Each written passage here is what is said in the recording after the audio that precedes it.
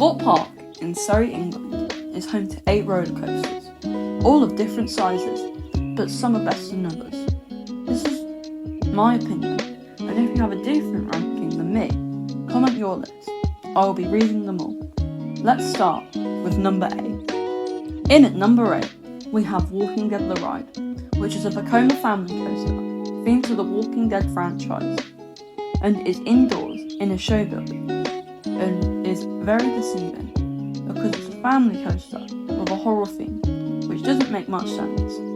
Plus, the roller coaster isn't that good, so that's why it's last. Let's move on to number 7. Number 7 is Flying Fish, which is a Mack Rise powered coaster with a max height of 21 feet and a max speed of 19 miles per hour.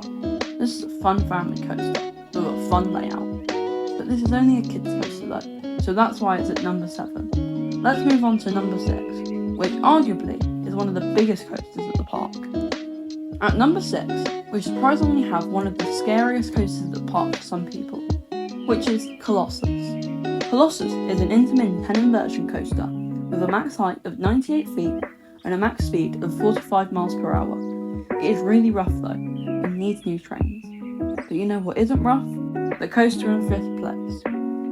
Nemesis Inferno is a B&M inverted coaster with a max height of 95 feet and a max speed of 48 miles per hour and has 4 inversions.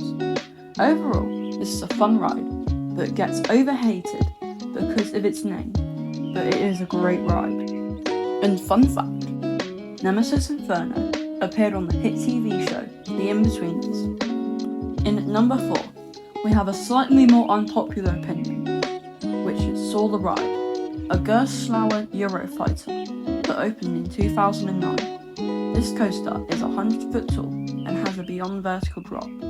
This is a fun ride, but rough at some points, especially the valley of that first drop, which does take away from the ride, but unfortunately it didn't make the top 3. Speaking of top 3, let's move on to the top 3 rides at Thorpe Park. Coming up in 3rd place, we have the Swarm, which is a B&M wing coaster, which was the first of its kind in the UK. Some stats for this coaster are, it's 127 foot tall, top speed of 50 miles per hour, and 4 inversions.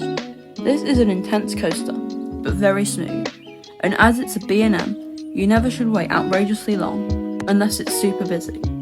Fun fact, on its opening year, and a few years after, Swarm used to have backwards seats, and it was part of a marketing stunt called Brave It Backwards. In 2nd place, we have Step, which is an instant accelerator coaster with a 205 foot top hat, a max speed of 80 miles per hour.